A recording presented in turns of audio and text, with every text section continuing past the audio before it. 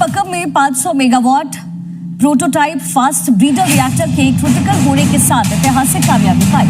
या हो नहीं सकता, ये नॉर्मल विजुअल्स नहीं है। इससे 250 से 300 सालों तक ऊर्जा आत्मनिर्भरता संभव होगी। तो बहरहाल ये एक रियलिटी है, लेकिन हैट्स ऑफ टू इंडिया। लेकिन अब दुनिया में एक ऐसी चीज है जो ना तो अमेरिका के पास है और ना ही चीन के पास है। सऊदी अरब से पाकिस्तान की ख्वाहिश है कि हमें कुछ पैसा मिल जाए दो सूरतों में, या तो वो कर्ज दे दें, जो पैसा निकले उसकी रिप्लेसमेंट में आ जाए। ये एक ऐसी अनमोल चीज है जो रूस के बाद अब सिर्फ और सिर्फ मेरे आपके हम सब के भारतवर्ष के पास।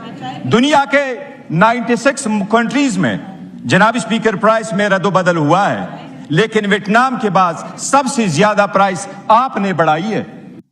इंडिया का फास्ट ब्रीडर रिएक्टर एक स्टेप क्लोज आता है थोरियम से, और थोरियम आपको पता है कि भारत के अंदर इतना ज्यादा है कि we should be able to secure our energy needs for times to come. सबसे पहले तो ये जो मुल्ले हैं ना, ये हमारे सबसे बड़े दुश्मन। मुझे ये बताएं, क्या वहां पे उनके फैसले न्यू दिल्ली में होते हैं या जाके लंदन में होते हैं? सर न्यू दिल्ली में होते हैं। 28 स्टेट देख रहे हैं, हर स्टेट पूरे पाकिस्तान से बेहतर चल रही है। क्या उनके सूबे हमसे कम है या हमसे ज्यादा है? बहुत ज्यादा। क्योंकि फास्ट ब्रीडर रिएक्टर जो है ना, after Russia, India is the only country with the proven technology on fast breeder reactor. एक स्टेप क्लोज आता है थोरियम से, और थोरियम आपको पता है कि भारत के अंदर that is not of a prototype alone. वो प्रोटोटाइप नहीं था, that was a commercial grade fast breeder reactor, commercial grade, which can generate 500 megawatt of electricity. तो अगर ये full fledged आ जाता है, इसमें आपके एनर्जी जनरेशन में बहुत बड़ा इम्पैक्ट पड़ने वाला है।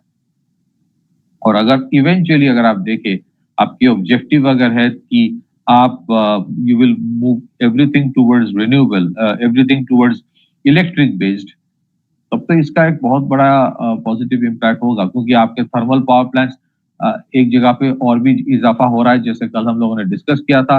रिन्यूएबल एनर्जी में already you have put in lot of effort. अगर ये वाला सक्सेसफुल हो जाता है, then what happens is that by 2040 आज से 10-15 साल में you would be of a different level altogether. ये प्रॉब्लमेटिक क्यों था? This is the cryogenic moment of India's nuclear energy. Cryogenic moment इसलिए है, क्रायोजेनिक इंजन भी हमको डिनाई किया गया था, and it took time for us. आसान नहीं था। You are in a zone of technology denial and then you worked out. Similarly in this case, ये थोड़ी बहुत जो सपोर्ट सिस्टम बाहर से था, नोबडी हेल्प्ड अस, बट ये जो आपने बनाया है, that has huge impact. and there would be a lot of interest. I'm very sure इसको भी sabotage करने की बहुत कोशिश की गई। Interestingly, आदि भाई, as recently as 2 days back, before this news came out, before Prime Minister announced about the success of fast breeder reactor, एक स्टोरी चल रहा था, if you remember, कि चोरी हो गई है, कहीं और दिया गया है, टेक्नोलॉजी यहाँ पे किसी understand the spin, so that this story does not get the limelight. Now, in the cloud of ये जो मिडिल ईस्ट में हो रहा है, इसका जो रेलेवेंस है, ये उतना फोकस में आ नहीं रहा है। बट अगर ये ठीक तरह से कमर्शियल ग्रेड जो है, ये अगर लार्ज स्केल में आ जाता है, इनवेरिएबली इसका जो सेकेंड स्टेज होगा, सेकेंड स्टेज मतलब फास्ट ब्रीडर रिएक्टर से आप नेक्स्ट स्टेज में क्या करोगे? I think some private enterprises या government enterprises